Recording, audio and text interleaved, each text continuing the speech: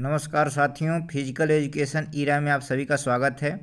मैं यह यूपीटीटी के लिए स्पेशल वीडियो लेकर आया हूं और इसमें कुछ क्वेश्चंस मैं करेक्ट किया हूं कि क्या गलत है क्या सही है। इसके सिवाय क्वेश्चन का रीज़न बताऊंगा कि क्यों ये सही है और किस कारण से सही है। तो मैं एक्सप्लेन करूंगा, अच्छे से एक्सप्लेन करने की कोशिश करूंगा, उसका रीज़न बताऊंगा। तो आइए स्टार्ट करते हैं क्वेश्चन नंबर 1 से। स्पोर्ट्स मेडिसिन नामक शब्द कब आया? जो स्पोर्ट्स मेडिसिन नामक शब्द कब आया, तो ऑप्शन नंबर ए सही है, 1928 शीतकालीन ओलंपिक से। तो ऑप्शन नंबर ए सही है। उसके बाद क्वेश्चन नंबर 2 है, यानी 2, क्वेश्चन नंबर 2। तो फिम्स का फुल फॉर्म पूछा है, यानी FIMS का फुल फॉर्म क्या होता है? तो बुक में दिया था, ऑप्शन नंबर ए दिया था, ऑप्शन नंबर बी दिया था कि Indian federation medico sports, but ये गलत है। ऑप्शन नंबर ए सही है, federation international D medico sports. तो ऑप्शन नंबर ए सही है, फिम्स का फुल फॉर्म होता है। कुछ क्वेश्चन गलत थे तो हम इसको करेक्ट करने के लिए वीडियो बना दिया और इसी तरह वीडियो में कंटिन्यू करता रहूँगा। यानी कि क्वेश्चन नंबर 3 है, किस ओलंपिक खेल में डोप टेस्ट शुरू किया गया? यानी कि पूछा है कि किस ओलंपिक खेलों में डोप टेस्ट शुरू किया गया। तो डोप टेस्ट का जो प्रारंभ हुआ था 1968 मैक्सिको ओलंपिक में, यानी ऑप्शन नंबर बी सही है। उस समय 1968 में मैक्सिको ओलंपिक में डोप टेस्ट शुरू किया गया था। तो ऑप्शन नंबर बी सही है, यानी ख। उसके बाद किस ओलंपिक में, यानी कि किस ओलंपिक में डोपिंग का पहला केस आया था? तो बता दें कि जो डोपिंग का पहला केस आया था 1960 रोम ओलंपिक, यानी ऑप्शन नंबर क सही है। लेकिन जो डोप टेस्ट हुआ था 1968 मैक्सिको ओलंपिक में, और जो केस आया था पहला केस डोप टेस्ट का, तो वो 1960 रोम ओलंपिक में। क्वेश्चन नंबर 5 है कि IASM का फुल फॉर्म क्या है? ये भी बुक में गलत दिया था। IASM का फुल फॉर्म क्या है? तो उसमें दिया था कि इंटरनेशनल एसोसिएशन ऑफ मेडिसिन दिया था, लेकिन होना चाहिए option number A, Indian association of sports medicine. तो ऑप्शन नंबर ए सही है क्वेश्चन नंबर 5 का। अब क्वेश्चन नंबर 6 है कि एथलेटिक ट्राई एंगल से क्या तात्पर्य है? ट्राई मतलब 3 होता है, ट्राई मतलब 3, तो एथलेटिक ट्राई एंगल की बात किया है, तो उससे क्या तात्पर्य है? ट्राई का मतलब 3, ट्राई का मतलब 3। तो उसमें देखा गया है कि एथलेटिक ट्राई एंगल में एक एथलीट हो जाता है, यानी खिलाड़ी, एक कोच हो जाता है, एक पेरेंट्स। तो ऑप्शन नंबर ए सही है, उसी को एथलेटिक ट्राई एंगल बोलते हैं, एथलीट, कोच और पेरेंट्स को। तो ऑप्शन नंबर ए सही है। नेक्स्ट क्वेश्चन है कि किसी एक खिलाड़ी की अगर हृदय गति नापनी हो, यानी हार्ट रेट मेजर करना हो, तो कैसे नापी जाती है, किस प्रकार से मापी जाती है?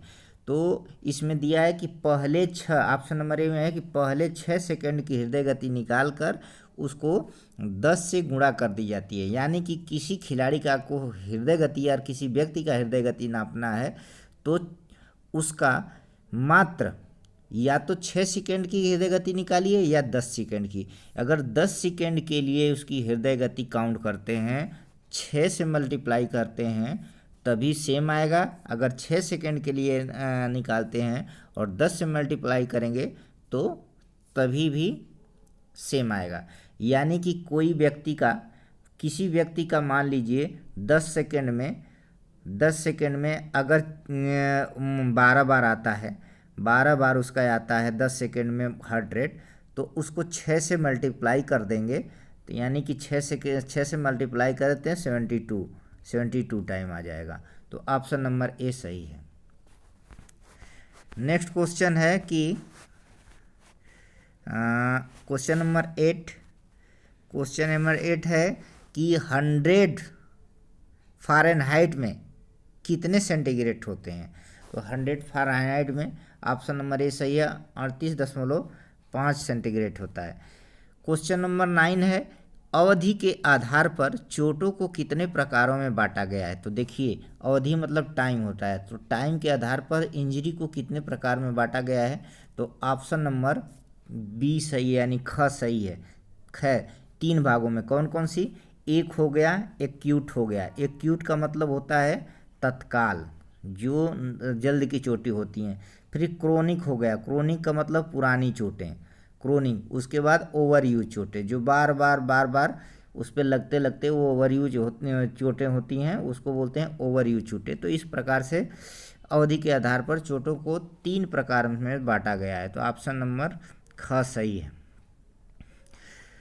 क्वेश्चन नंबर 10 है, प्रकृति के आधार पर चोटों को कितने प्रकार में बांटा गया है? प्रकृति के आधार पर चोट को कितने प्रकार में बांटा गया? तो प्रकृति के नेचर की बात किया है, तो नेचर के आधार पर चोट को 2 भागों में बांटा गया है। एक होता है सॉफ्ट टिश्यू इंजरी और एक होता है हार्ड टिश्यू इंजरी। एक चोट होती है सॉफ्ट टिश्यू, एक हार्ड टिश्यू। ये प्रकृति के आधार पर 2 भागों में बांटी गई है। तो ऑप्शन नंबर ग सही है। नेक्स्ट क्वेश्चन है, खेल के दौरान चोट से बचने के सिद्धांत में सबसे अहम सिद्धांत कौन सा है? यानी कि जब खेल कोई खेलता है व्यक्ति, उस समय चोट से बचने के लिए सबसे बढ़िया, सबसे अच्छा सिद्धांत कौन सा है? पोस्ट एक्यूट, क्रोनिक, इंडोजेनियस और ग हो गया फिटनेस। तो फिटनेस अगर आपका बहुत अच्छा है, बहुत बेटर है, तो चोट से आप बच सकते हैं। तो ऑप्शन नंबर ग सही है, 11 का। नेक्स्ट क्वेश्चन 12 है कि खेल के दौरान चोट लगने पर उपचार के रूप में रूल ऑफ थंब किसे कहा जाता है? रूल ऑफ थंब किसे कहा जाता है? अगर खेल में चोट लग जाती है तो उपचार के लिए रूल ऑफ थंब किसे कहा जाता है? तो राइस का मतलब होता है, ये फुल फॉर्म है rest ice compression and elevation. Rest ice compression and elevation, इसमें 4 चीज़ें होती हैं राइस में। ऑप्शन नंबर ख सही है। नेक्स्ट क्वेश्चन है कि चोट लगे अंग पर सूजन और दर्द कम करने के लिए जो बैंडेज बांधा जाता है उसे क्या कहते हैं? तो जो बैंडेज बांधा जाता है उसको टर्निक बोलते हैं, टर्निक बैंडेज। तो ऑप्शन नंबर ग सही है। नेक्स्ट क्वेश्चन आपका डायफ्राम मांसपेशी में अगर क्रैम्प आ जाए तो उसे क्या कहते हैं? देखिए, डायफ्राम कहाँ होता है? जो हमारा थोरेसिक रीजन है। थोरेसिक मतलब कि रिब केज में डायफ्राम मांसपेशी होती है, जहाँ हमारी पसलियाँ होती हैं, उसमें क्रैम्प आ जाए तो क्या बोलते हैं? स्टिचेज बोलते हैं। स्टिचेज माने चुभता है उसमें। तो ऑप्शन नंबर क सही है। नेक्स्ट क्वेश्चन है कि एक खिलाड़ी को दौड़ते वक्त अचानक पेट के ऊपरी हिस्से में तीखा दर्द हो तो किसकी संभावना होती है? जब अचानक पेट के ऊपरी हिस्से में तीखा दर्द होता है तो स्टिचेज की संख्या होती है। तो ऑप्शन नंबर ख सही है। स्टिच क्या होता है कि जब खिलाड़ी दौड़ता है उस समय अचानक उसमें दर्द ऊपरी हिस्से में स्टार्ट होती है तो उसको स्टिच बोलते हैं। तो ऑप्शन नंबर ख सही है। नेक्स्ट क्वेश्चन है कि स्ट्रेन किसे कहते हैं? स्ट्रेन और स्प्रेन। स्ट्रेन जो होती है ये मसल से रिलेटेड, टेंडन से रिलेटेड है। तो यह मांसपेशी तथा टेंडन की वह चोट होती है जो कि अचानक से अत्यधिक खिंच जाने या टूट जाए। तो ऑप्शन नंबर क सही है। नेक्स्ट क्वेश्चन है, मांसपेशी तथा मांसपेशियों के समूह के तंतु का अनैच्छिक रूप से संकुचित होने को क्या कहते हैं? यानी कि मांसपेशी और मांसपेशियों का जो ग्रुप होता है, जब वो इनवॉल्यूंटरी यानी अनैच्छिक रूप से कॉन्ट्रैक्ट होती हैं और रिलैक्स होती हैं तो उसको क्या बोलते हैं? क्रैम्प बोलते हैं। ऑप्शन नंबर ग सही है। क्रैम्प में ही मांसपेशियां रेगुलर यानी अच्छी तरह से कॉन्ट्रैक्ट रिलैक्स नहीं हो पाती हैं तो उसको बोलते हैं क्रैम्प। ग ऑप्शन नंबर ग सही है। और क्वेश्चन नंबर 18 है, मांसपेशी या टेंडन की वह चोट जिसमें मांसपेशी या टेंडन अधिक बल के साथ खींच जाए तो उसे क्या कहते हैं? जब अधिक बल के साथ खींच जाए मांसपेशी या टेंडन तो उसको बोलते हैं मसल पुल बोलते हैं। ऑप्शन नंबर घ सही है। क्वेश्चन नंबर 19 है, और 19 में क्या है कि लिगामेंट के अपनी अधिकतम सीमा से अधिक खिंच जाना या लिगामेंट का टूट जाना क्या कहलाता है। तो लिगामेंट का मतलब होता है, लिगामेंट क्या होता है कि अटैच बोन टू बोन, जैसे ये दो बोन हो गई, इसको जोड़ने का काम कौन सा करता है, लिगामेंट करता है। तो इसमें बोला है कि ज़्यादा से खिंच जाना, टूट जाना, इसको बोलते हैं स्प्रेन बोलते हैं। तो ऑप्शन नंबर ग सही है। और इस वीडियो का लास्ट क्वेश्चन है, इस वीडियो का लास्ट क्वेश्चन है क्या कि टेंडन क्या होता है, अटैच मसल्स टू बोन, ये बोन हो गई, ये मसल्स हो गई, और लास्ट वाला जो पार्ट है उसको बोलते हैं टेंडन। यानी ये मसल्स हो गई और ये बोन हो गई, उसका जो लास्ट वाला पार्ट होता है वो टेंडन होता है। यानी अटैच मसल्स टू बोन को टेंडन बोलते हैं। अचानक खिंच जाने के कारण उसमें सूजन आ जाने को क्या कहते हैं, यानी कि वो खिंच गया टेंडन और सूजन आ गई, स्वेलिंग आ गई, तो उसको क्या बोलते हैं, टेंडनाइटिस। ऑप्शन नंबर ग सही है, टेंडनाइटिस। जब उस टेंडन में खिंचाव आ जाए और स्वेलिंग आ जाए तो उसको बोलते हैं टेंडनाइटिस।